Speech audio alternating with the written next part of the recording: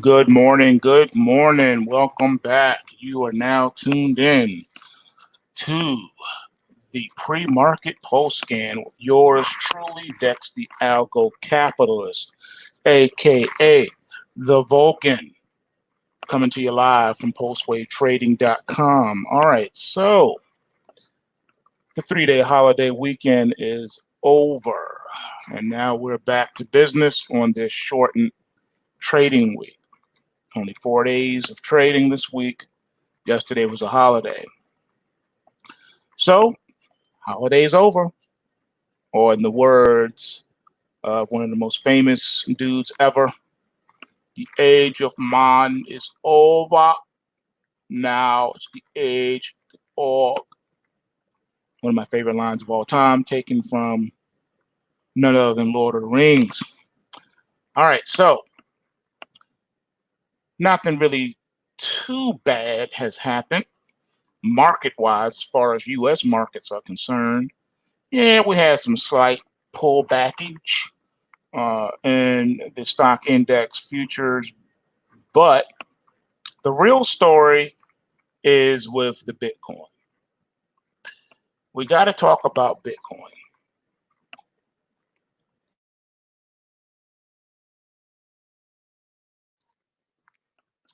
What is the dealio with the Bitcoin? Well, I'll tell you. It's really simple once you break it all down. I did warn everyone ahead of the holiday weekend. What did I tell you to do? I told you to make sure you have your stops in so that you can lock in as much profit as possible just in case the market pulled back over the weekend.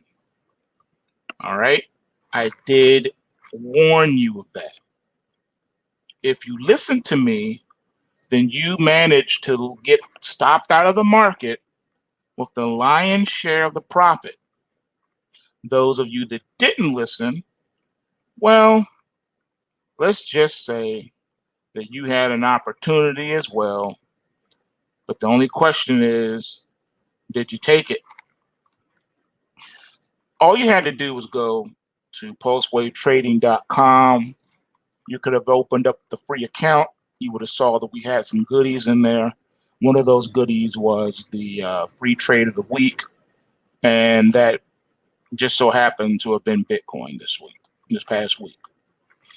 And we posted that it was time to get the heck out of Dodge and move out of the way. And if you missed it, then I don't know what to tell you. You're on your own with that one. But don't fret, because methinks that there is more on the way. I think the pullback may be a little short-lived. We'll have to see. The last, few alerts that we got really didn't pan out as far as crash alerts because there was just too much, pent-up energy in the market. And every pullback was like a false start. All it did was fuel more energy for the next breakout. So with that being said, this past crash alert actually did finally manifest, and it was a doozy. All right, the market is already down some $600, or however you want to say it, off of the, 6,000 off the high, man. That's a lot. That's a lot. That's a lot. There's nothing you can say. You falling 6,000 points. That's a lot of points. So you fall from 10,000 down to 9,300, and that's a lot. You didn't have to deal with that. You could have simply avoided all of that pain and suffering.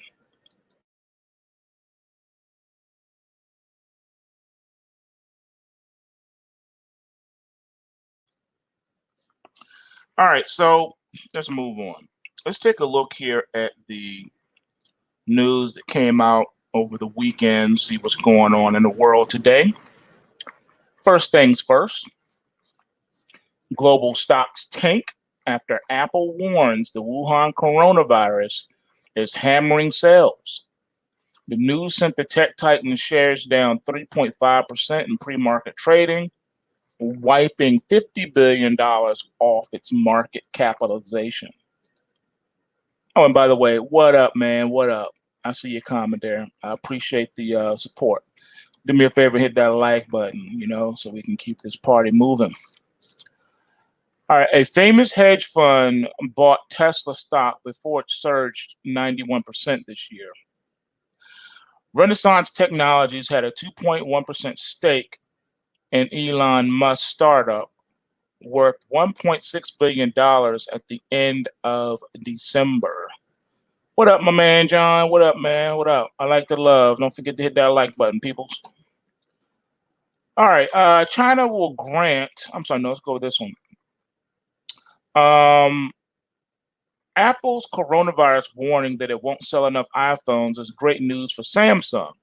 The South Korean electronics giant, which makes half of its smartphones in Vietnam, feels relieved, a source told Reuters.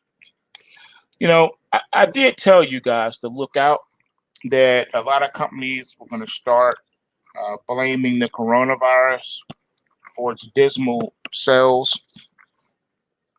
And let's be honest, sales were already on the decline before the outbreak of the coronavirus. All right. They're going to be blaming global economic situations on the coronavirus. And that's just not the case. Doesn't it take several quarters for certain things to show up anyway? How can they blame this so quickly when this thing just really came to light in December and we're only in February? So what happened prior to December? I mean, let's keep it a buck. Let's keep it 100. The final quarter of the year, you know what I'm saying? The last 3 months of the year, what was happening in the last 3 months of the year?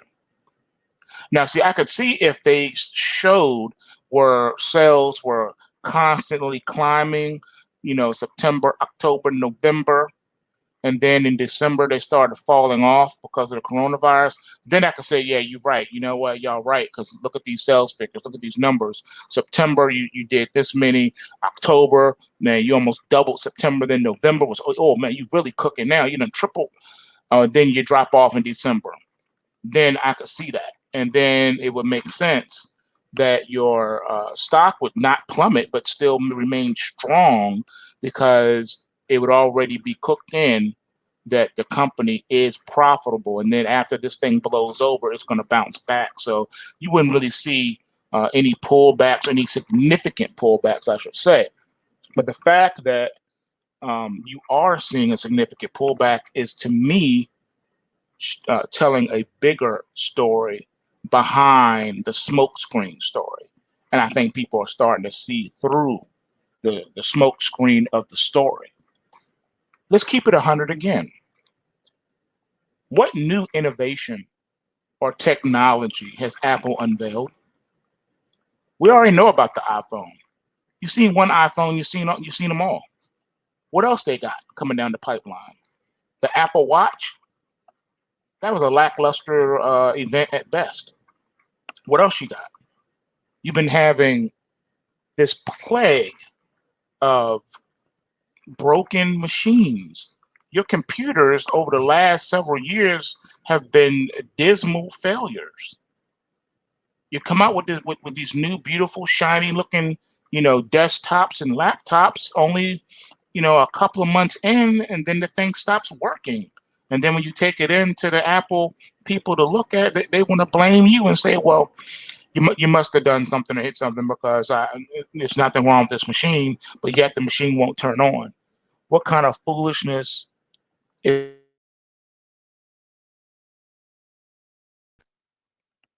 Come on, that's not being real. That's not dealing with the issue of there's a manufacturing problem. I double dare you. Do any research on line, and you'll see that it's not true. It's not true. Their stuff is subpar, and it is not. It's not getting any better. They claim that they've worked out a lot of these kinks and stuff in the program, but let's be honest, that's not true. For several years running, they've been having power supply issues and a host of other like bugs. And for the longest time, Apple was synonymous with quality. Just like you hear the name Mercedes-Benz, you thought quality, you thought luxury. And then they started having problems because, their manufacturing started going downhill. And that's what happens when you start cutting corners, folks. When you stop doing the things that made you successful in the first place. When you stop doing things that got you there. That's when things go left.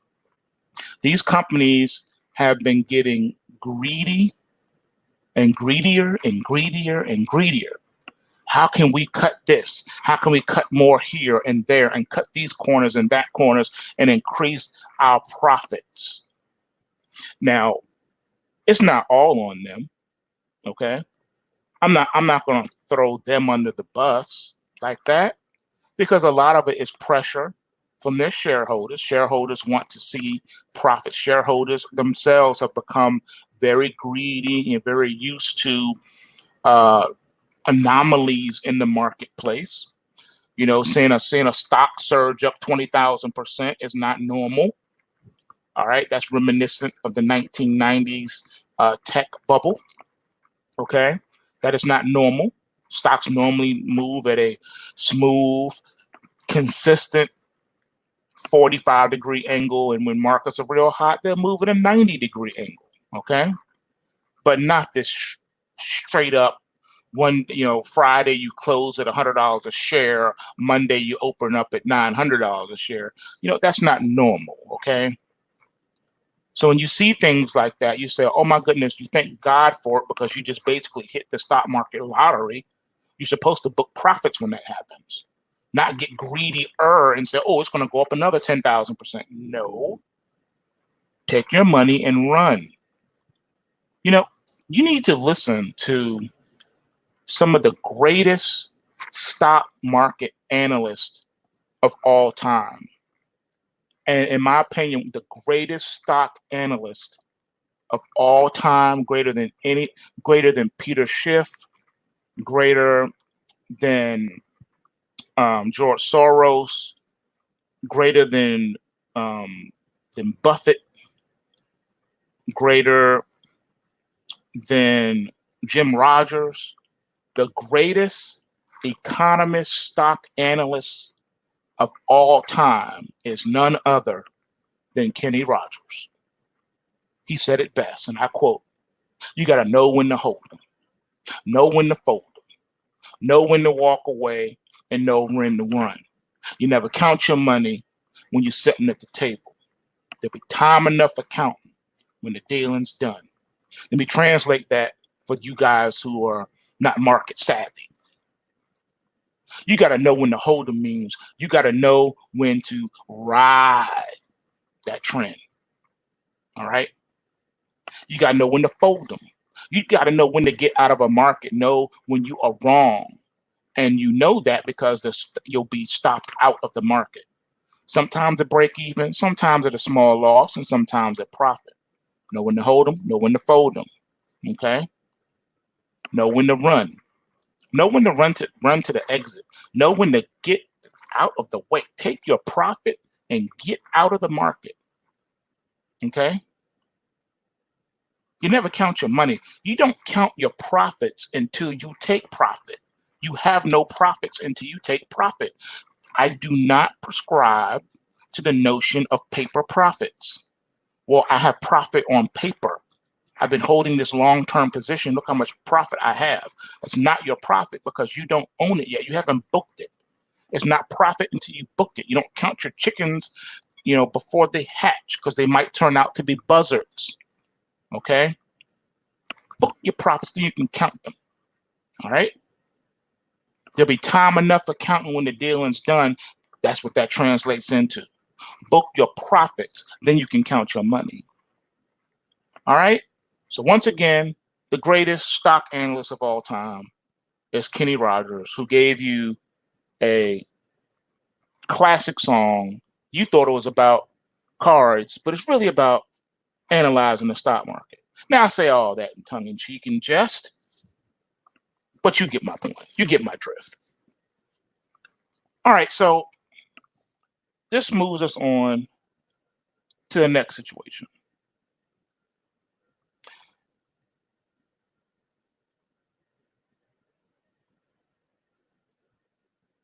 Long pause, right? China will grant tariff exemptions on additional U.S. goods. Chinese officials said they would exempt U.S. imports such as pork, soybeans, and crude oil from tariffs. Of course, because you need those things.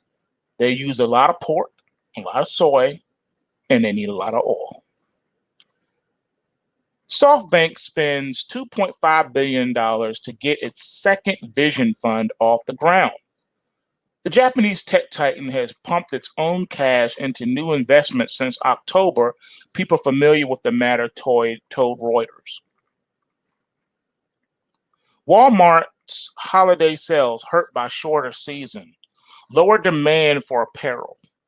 The retailer's tightened same-store U.S. sales rose 1.9%, excluding fuel, undershooting analyst forecasts of 2.4% rise. I have it firsthand knowledge, folks, that Walmart does usually sell a lot of clothes, but they also keep a lot of stuff in storage that they couldn't sell, seasonal stuff. And another thing too is they don't really keep stuff on the floor that long. Basically, whatever they put on the floor, if it sells out, then that's it. They don't restock it with more. They turn over their inventory daily. All right, daily and weekly. Just depends on the department, but they turn over a lot of stuff. You're not gonna go in there today and see the same shirt there 2 weeks from now. That's just not how they roll. Unless they're trying to get rid of something, they don't go on like a discount rack, but they turn their inventory over a lot. Walmart is a different animal altogether. I've never seen another retailer move like Walmart does in that response. Individual stores can order what they want, but they don't have the final say. The final say comes from headquarters. One location decides what all stores get, which is quite a different animal. If Apple is hurting due to coronavirus, its suppliers and rivals likely are too. The tech titan's revenue warning might signal trouble for makers of microchips and other components and rivals who build their products in China. See, this is another issue. See, this is something that I don't think people really thought about when they were, when there was this big rush to go to China. It started in the late 90s, early 2000s. Do you guys remember, please forgive me if I'm saying names wrong, but was it Kathy Lee Gifford who was in the hot seat for using sweatshop labor for her to make her stuff? Forgive me if it wasn't her and there's another lady, but I think you guys, I'm not too good with names, but I think it was her. So anyway, there was this big rush to build factories and manufacturing plants in China. And this was coming as China was beginning to open its doors to international commerce and letting foreign companies come into the country and set up shop and stuff like that. And, you know, China quickly became the world's global manufacturer. Pretty much all goods and services, for the most part, come out of China. Any device or whatever you buy, doesn't matter what it is pretty much made in China. The Made in China label is the most famous label in the world. So pretty much anything that is made in China. China is now synonymous with manufacturing. As far as India, India opened up its doors. More people started going to India. India became the land of telecommuting. Okay.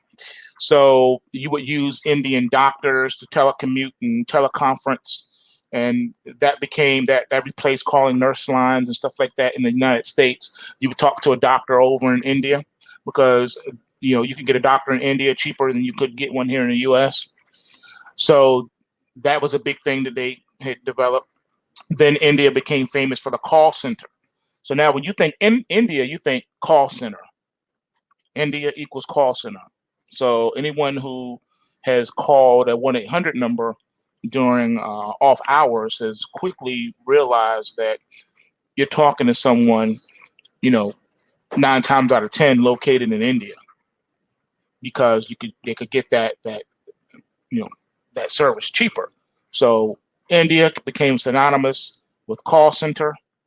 China became synonymous with manufacturer. All right. Companies realized that they could get labor, you know, cheaper overseas because you didn't have these unions and all this other bureaucracy in the way. And so they took advantage of that. I just realized something. We need to pause. I need to pause what I'm doing and quickly go directly into the pre-markets, because we need to do the overnight markets, and then we'll come back to the news because we have some other important things to discuss this morning. All right, so real quick, the Dow is down 131 points at 29,264. NASDAQ 100 futures are down 42.5 points at 95.89 3/4. E-mini S&P 500 is down 11.25 at 33.69 3/4. The Russell futures are down 3.5 points at 1683.60. Bitcoin right now down $810 at 96.85. The nat gas futures are up 13 cents at 196. Wow. So nat gas is on the rise. It's rallying right now. Let's see here. The crude oil futures are down a buck 05 at $51.27 a barrel. Long bond is up 16.30 seconds at 162.29. Gold is up $8.50 at $1,594.90 an ounce. Silver is up 22 cents at $17.95. U.S. dollar index is up 43, a whopping 43 pips at 99.44. Trying to hit that par mark. I'm telling you, you're going to see it in 2020. The euro is off 50 pips at 108.09. Pound sterling is off 10 pips at 130.33. And the Aussie is down 30 pips at 66.84. Your beans are down a buck and a half at 8.92 1/4. And your corn is up $2 at 3.79 3/4. Possible 2-bar Charlie setups in the pre-market. I am scanning for you now. Scanning and still scanning. And still scanning. And still scanning. And still scanning. So far, we're not seeing anything, which is not unusual after a holiday. Nothing here. And nothing. All right. So no 2-bar Charlie setups in the pre-market to speak of. All right, let's jump back to what we were dealing with. Okay, so like I was saying, different countries became synonymous with different areas of the economy. China took over manufacturing. India took over customer service. All right, as we just finished dealing with, stocks are plunging in Europe. Germany's DAX slid 0.8%. Britain's FTSE 100 dropped 1%, and the Euro Stoxx 50 slumped 0.6%. In Asia, China's Shanghai Composite was almost flat. Hong Kong's Hang Seng tumbled 1.5%, and Japan's Nikkei fell 1.4%. U.S. stocks are set to open lower, with futures underlying the Dow Jones Industrial Average and S&P 500 down 0.5% to 0.6%, and NASDAQ futures down 0.8%. Earnings season continues. Walmart's fourth quarter earnings are the highlight. Fresh data is on the way. Housing and New York State manufacturing figures are coming out. And, it's sad that the U.S. is no longer really considered a leading manufacturer. We're basically an importer, of goods and services. Nothing is manufactured here. And that's why, our job market took a real major hit when this happened. I mean, a major hit, guys, because nothing is manufactured here. It just isn't. It's a sad state of affairs. I think that is what really hurt our job market, leading up to that 2008 financial crisis. A lot of industries disappeared, seemingly overnight because of that. There was also this big roll up of industry. It started with the airline industry back around in 1989. What happened was the government went through each industry and each sector of its economy and started regulating and or deregulating things, start messing around with stuff. So industries as we knew it went away. There were big career jobs that went away overnight. It used to be you could make real good money being an airline pilot or a stewardess. That's no longer the case. Then, there came a shakeup in the real estate game. Then there came a shakeup on Wall Street. The whole Wall Street game changed. It used to be, at one point, I think there were like a couple of 100,000 stockbrokers nationwide, and that figure dropped to, about under 10,000 during the financial crisis, and now it doesn't even exist. Everything has changed. All these and those are just the industries off the top of my head. There are other industries that have gone away. Some of them you don't even remember the names because some of you weren't even born at that time. I remember when there was a such thing called a data entry specialist. Then you had your word processor. Yeah, that used to be a job title, a word processor. And you had to know either Lotus or Wang or Word Perfect. You had to be fluent in those three disciplines. There were just so many different things, and that people had. Those were considered career jobs, and people were able to work and even afford to buy a house off of those salaries. Now all that has changed, but your government would tell you that nothing has changed, and that we have it better than our parents or their parents, which is just simply not the case, folks. It's not. The US dollar has lost like 95% of its purchasing power. All right. There's so many different things that have changed that you're just impervious to because it's been, the frog boiling in the pot syndrome. These things have slowly happened incrementally over time. So you don't really feel its sting right away. It's sort of like the kicking the can down the road scenario.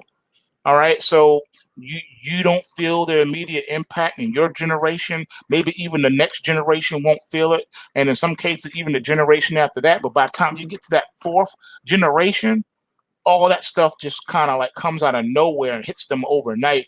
And it hits them so fast, they're left It's like a pedestrian trying to cross the street at the wrong time, and a speeding truck or a bus is coming. It slams right into him. It knocks him 100 feet in the air. The body twists and turns several, dozens of rotations before it hits the ground. Well, that's kind of what happens. By the time that fourth generation comes up and it enters adulthood, the speeding bus slams right into him, and everybody's like, "What in the world just happened? Where did all this come? Where did that bus come from?" It seemed like it happened overnight.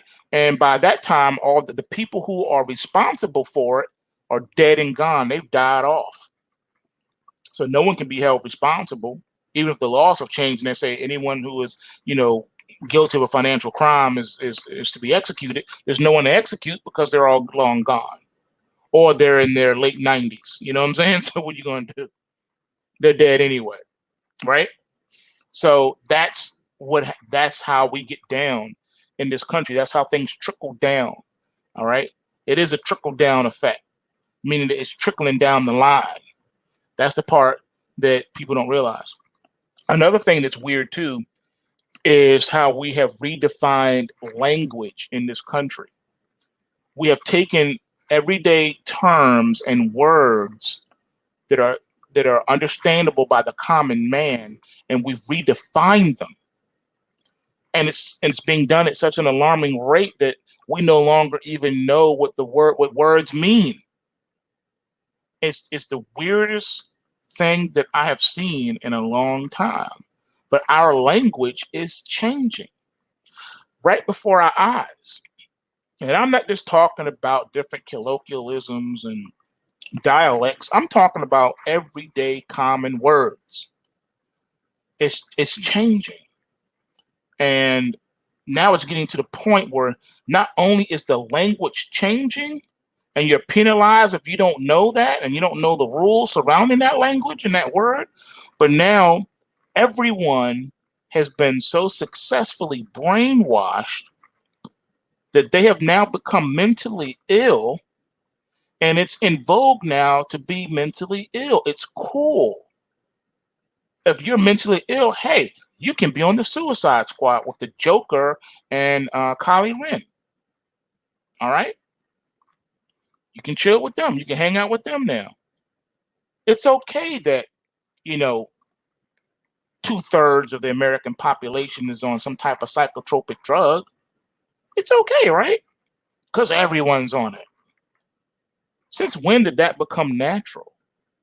And that's my point. Things that are natural are being turned upside down. And the changes are coming so rapidly that it's really difficult to get a handle on it. Case in point, another article that came out today talking about Trump, Saudi Arabia, and the end of the petrodollar. If I had $1 for every time someone talked about the end of the petrodollar, I would be a very rich man, because it's been talked about for over 20 years. The end of the petrodollar, the end of the petrodollar, the end of the petrodollar. The petrodollar is going nowhere. As a matter of fact, it's getting a makeover. The petrodollar is now becoming the crypto petrodollar. For those of you who don't know what I'm talking about, just do a little perusing around my YouTube channel, and you will see the documentary playlist, and you will see the documentary, The Fed versus the Blockchain and the Crypto. That documentary was done back in 2016. We're now in 2020. At the time I made that long-winded documentary, I was laughed at and told I didn't know what I was talking about. I need to stick to equities.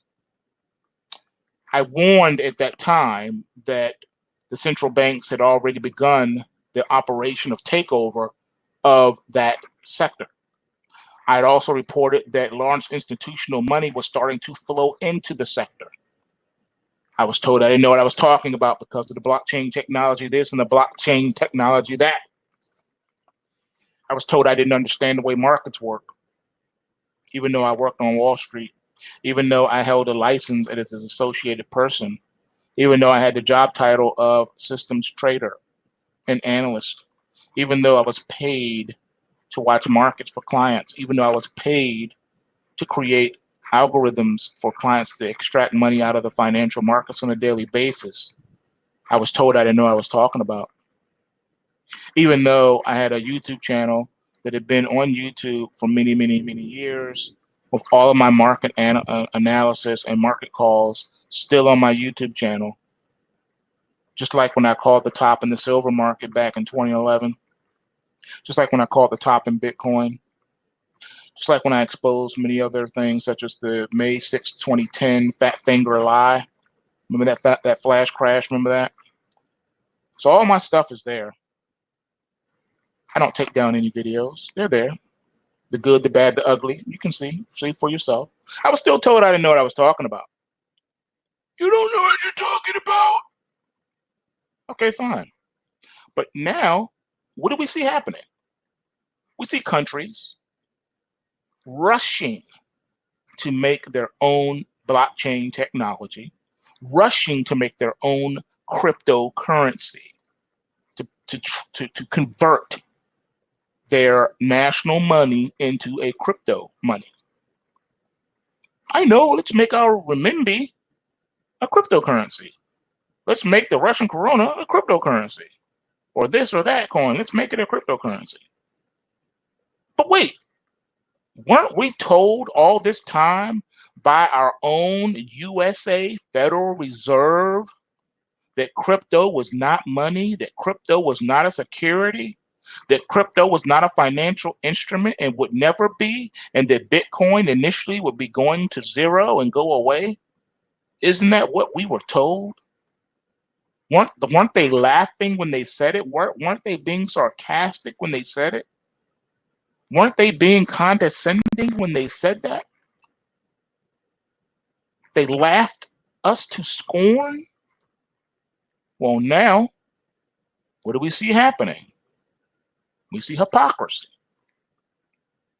We see that they basically, and they don't even care, they didn't even blush when they did it, but let's be honest here.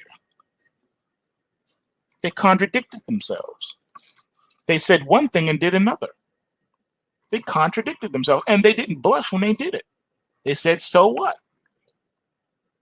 They said, and then we heard the Democratic Party representatives say in their own lips, in their own words, that they saw cryptocurrency as a threat to the U.S.'s national sovereignty, and they saw it as a direct challenge against the U.S. dollar.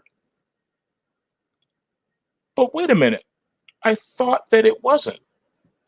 Now you're saying that it is. Wake up, people. The government is not only after your guns, but it's also after your freedom. They want to censor the internet. They want to take away your guns, which is the right to defend oneself. Yeah, they want to do all that.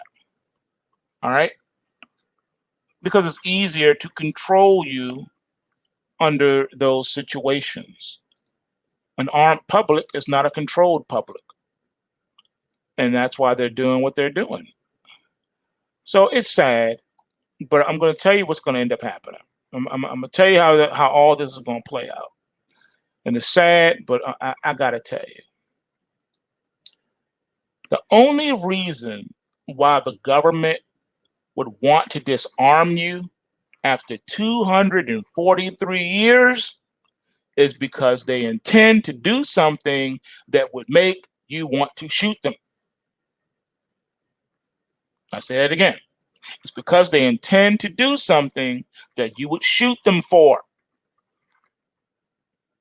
All right? Think about it. Every country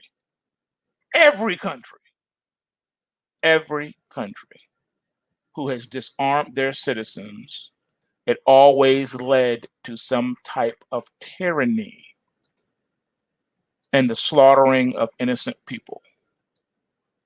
Don't let that become you. You need to fight for your freedoms. All right.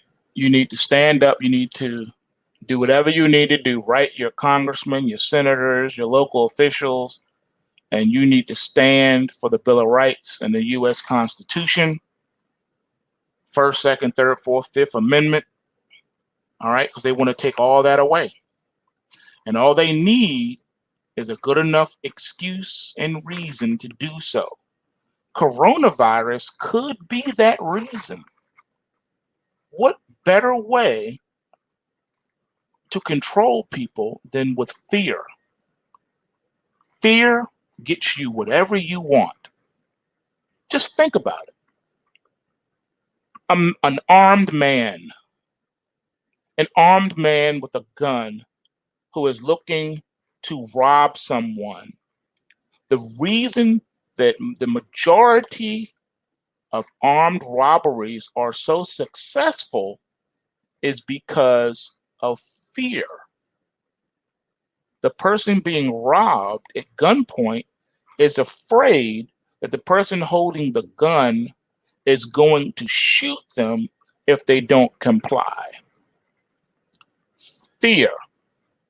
The only reason why a people would be willing to surrender all of their rights and freedoms to their government is because of fear. The government says, look at your neighbors dropping like flies in the middle of the street. Do you want that to become you? We have a solution. We have a cure. Come to this location and get it. However, it's going to cost you your firearms. Bring your firearms with you if you want this cure. And you need to sign over everything and pledge your loyalty to the government.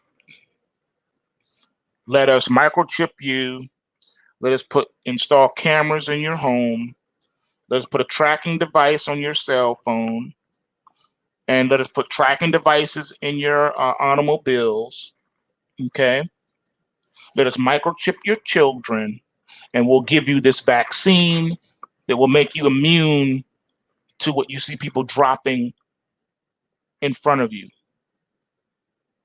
from. And on your way to this FEMA camp to get this inoculation, you see people falling all around you. Several fall to your left, several fall to your right. You're seeing bodies piling up in the street. You see chaos. The fear in your heart is pounding now. You're wondering if you're even going to make it to the FEMA camp. But through sheer willpower, you make it to the FEMA camp. You have your guns with you and your ammo. You throw it at the person's feet at the sign-in registry. They check you off that you've turned in all your guns and ammunition. They jab you in the arm with an inoculation. Jab your children in their arms with the inoculation. You sign over the waiver, relinquishing all rights and responsibility if there's a side effect of the inoculation. You pledge your whole being to the state, and now you feel free. And now you don't have to be afraid anymore that you're going to die of this coronavirus / fill in the blank, whatever other plague you want to name it. That is the end game result. And unfortunately, I believe, unless there is some other thing to bring this about, I believe that is the end game, and that's exactly what's going to happen. And on the other side of that, it's a perfect time now to roll out the 5G worldwide. And then you're wondering, how in the world were they able to roll that out so fast worldwide? And all the other technologies roll out. The government, the global governmental control grid is now completed on the back of all of this. The chaos has calmed down. The chaos is pretty much over. The government shows it has been victorious over healing you from the virus. And now the new laws and legislations are out. You can no longer move about freely anymore. You have to have permission to go from state to state.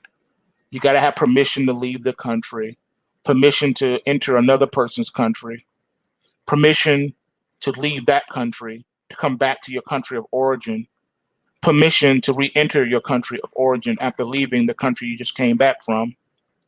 You will need permission to use an automobile to get from point A to point B. You will need permission to do any and everything. And you've noticed that there are a lot more tolls on the road, except these aren't toll roads. These are checkpoints. They're checking for enemy combatants, people who did not come to sign over their rights, people who did not turn in their guns and ammunition. They're being now deemed enemy combatants.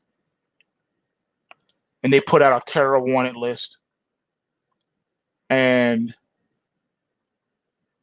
they even publish names, and in some cases, pictures of people. They have a new boogeyman to replace Saddam Hussein, to replace Ayatollah Khomeini, to replace Osama bin Laden. Every other boogeyman that you ever heard of, they have new faces to replace those people now.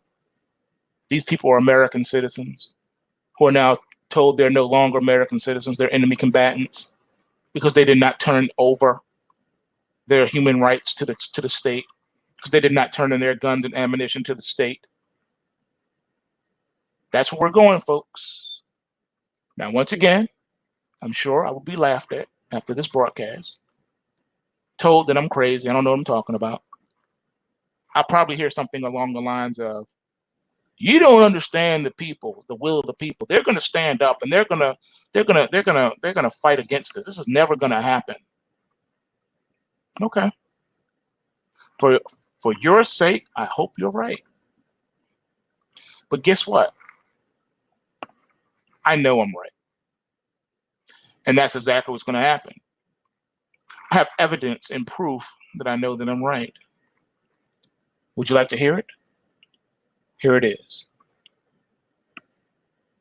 The evidence and proof that it's definitely going to happen is because it's already happened.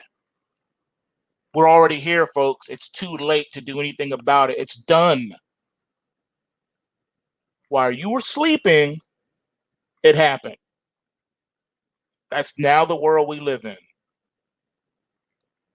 Darn, right? How did this happen? How did we get here? It's already happening. The culling has already started. The great culling has started. Tens of thousands of people have already died by the coronavirus. They are lying about the numbers coming out of China. Worldwide, they're lying. They're lying about it. It's terrible, but it is what it is. Not only that, but they've already started to enact measures to counteract the measures of the people standing up. All you got to do is do a Google search or a YouTube search for that matter, and look at the dozens of videos that have escaped out of China, where you get to hear the actual citizens of China tell you exactly what's happening. And there's even photographic and video evidence in real time of what's happening. And it's not pretty. There's even footage of people dying. Yeah, just collapsing in the street. The scenario that I painted for you is already here. It's already happening. What are you talking about? The people have already rolled over. Yes, it's a done deal. It's a wrap. On the other side of this great culling is hellishness. You think it's hellish now? You just wait. This right here is the real deal. It's not a test run. they're culling. Have you even stopped to think about the timing of this? China was erupting with protest. It got out of hand. Let me explain what I mean when I say that the protests in Hong Kong got out of hand. It was a fire. The protest in Hong Kong was analogous to the fires in Australia. It got out of hand. The protests in Hong Kong became a fire that got out of hand. The blaze spilled over into mainland China to the point where the mainland Chinese citizens were also starting to rise up together and band with the Hong Kong protesters and the Taiwanese protesters saying, we want a free Taiwan, we want a free Hong Kong. And then they said all together in one voice, we want a free China. Yes, the citizens were starting to rise up and say, we want out of communism. We want the leaders of the countries run out on a rail. The only thing that the communists could do to remain in power was to somehow shut down the protests. They had no way to do that. There was only one solution. It's called the scorched earth solution. They said we have to be willing to cut off our leg at the knee to stop the traveling of the gangrene in the foot. And that's exactly what they did. They said we will have to sacrifice some citizenry in order to do this. We will have to sacrifice it getting out into the world, but it's worth it for us to remain in power. It's worth it to kill the protests now. See, they knew that bullets wouldn't solve the issue this time. All right, back in '89 in the Tiananmen Square, tanks and bullets could easily shut that down, and it did. They massacred all the people, and it was terrible. Despite global outcry, nothing really happened. All right, but the world has changed. There was no internet then. There was no smartphones then. Now that you have that, can't do it. They know they wouldn't be able to get away with just walking the street and just shooting everybody. Plus, who would you shoot? The uprising movement is so wide, you don't even know who is part of it and who ain't. It's the whole country, basically. You can't shoot the whole country. But what you could do is release a virus. Let the virus do your dirty work. That way you can blame it on the virus and say that the virus did all this. The virus killed the people, but it also shut down the protests for you. Because see, once the virus comes out and once it's labeled a pandemic, then you can kick in your martial law. You can kick in, get people off the street for your own safety. And in most cases, the people will willingly get off the street because they don't want to get sick and die. They see their neighbors collapsing and convulsing in the middle of the street. They don't want that to be them, so they're going to go home. So you stop the protests. You kill off some citizenry, do some great culling in the process, boom. That's what's happening, folks. Now, I told you guys some a while back, I don't know if anyone was listening or not, but I did educate you, okay? I educated you to the fact that the governments of the world have been successful in weaponizing pretty much every germ or virus that you have ever heard of, and even those you have not. They have weaponized everything from sexually transmitted diseases to airborne viruses. Yes, they can give a virgin chlamydia. They sure can. They have weaponized to the point of like the George Jetson age. All right, that's how futuristic they broke the code, being able to weaponize anything they want. Now, it's been reported in the last week or so about weaponized viruses that attack certain people groups and not others. Okay. First of all, that's old news, folks. And when I say old news, I mean old news. That report first came out in the early 1990s, that was alive and well, that project was alive and well. But even by the time that news broke in the early 90s, it was already old news. All right, our military is like 50 years into the future with their technology. They have technologies you never heard of or even thought about. And part of that is the weaponizing of viruses. The governments have learned that they can do a lot more damage with weaponizing viruses and other agents than they can with dropping a nuclear bomb. See, a nuclear bomb is messy because you're destroying the ecosystem, you're destroying the environment, you're destroying buildings, and it's a mess to have to go in there and clean up. But it's a lot easier when you can leave the buildings and you can leave the agriculture and stuff untouched and just the bodies dropping. Isn't that interesting?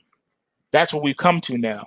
It's easier to kill off people with weaponized viruses than it is with a nuke. Nukes have to be transported. They have to be shot from a rocket or, backpack type nukes. But, even that's really not strong enough. And even when you do that, now you have to suffer the effects of, that plume cloud coming over to where you are, in the jet stream and all that stuff. So if I nuke you, and I'm going to end up nuking myself too, because that cloud is going to blow back on me at some point, that radiation. So it's too messy. Nukes are messy. So they've realized viruses are better.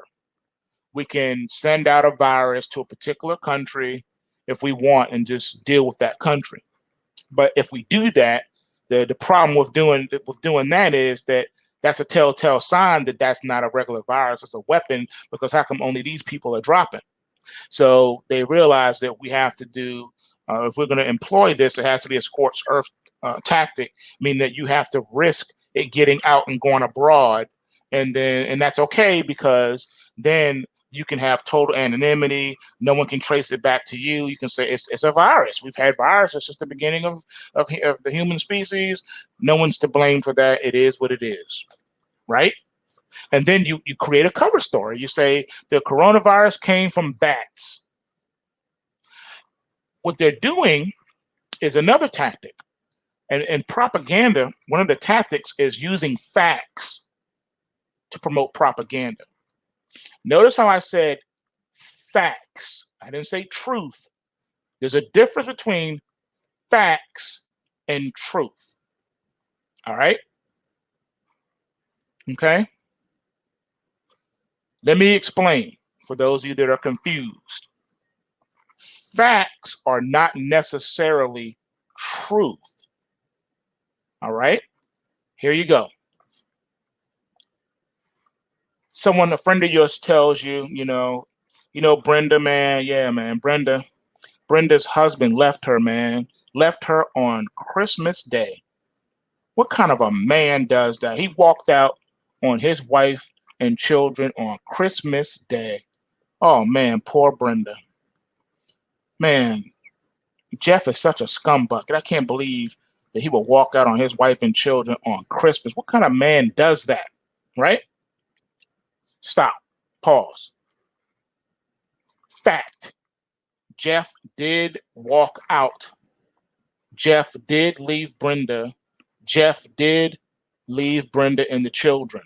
He walked out on Christmas Day. Those are all 1, 2, 3, 4, 5 facts. Those are facts that actually happened.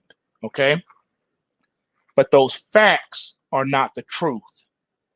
The truth of the matter is that Jeff The fact is, yes, Jeff did leave Brenda and the kids on Christmas. He walked out of the house. He left them, right?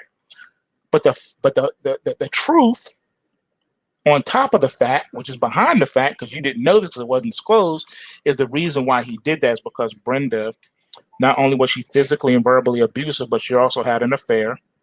She admitted it and said she wasn't going to stop. The children weren't little kids. The children are basically grown.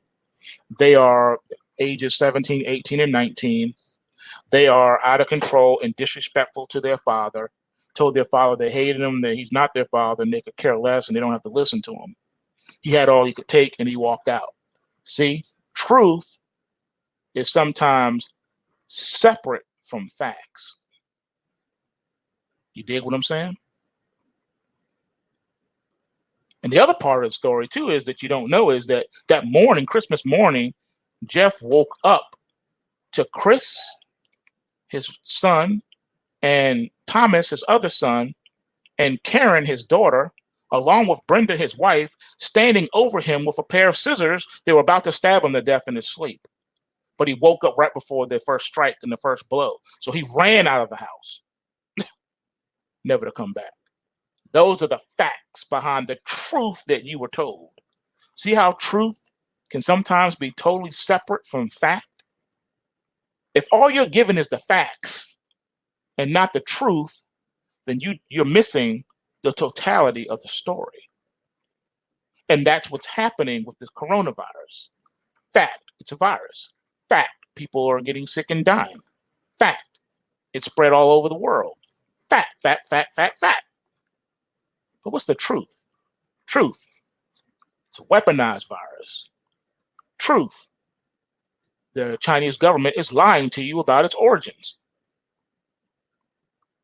For thousands of years, the Chinese people have been eating bats.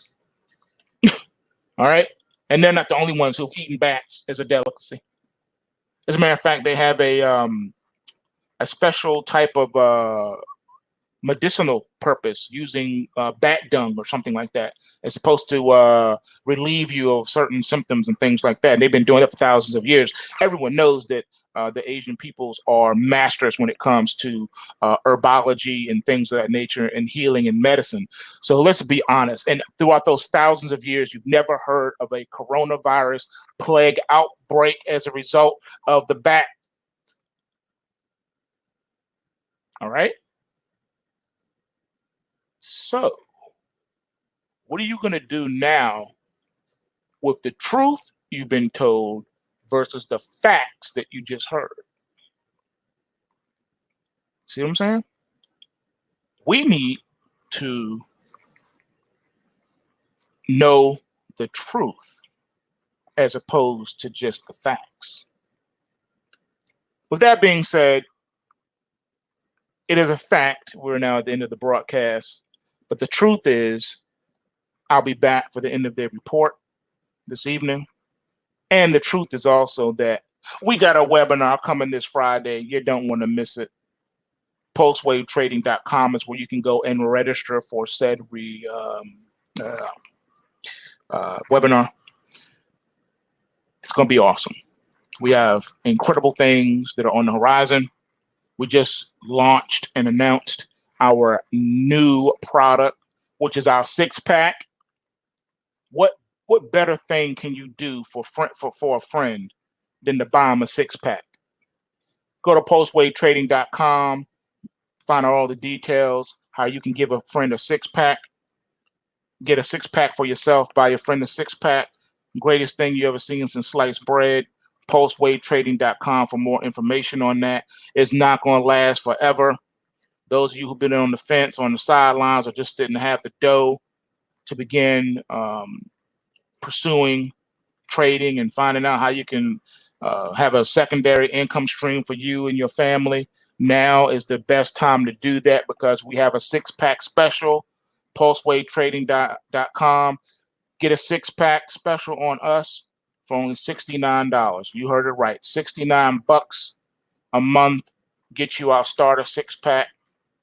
Get you up and running and making money in no time.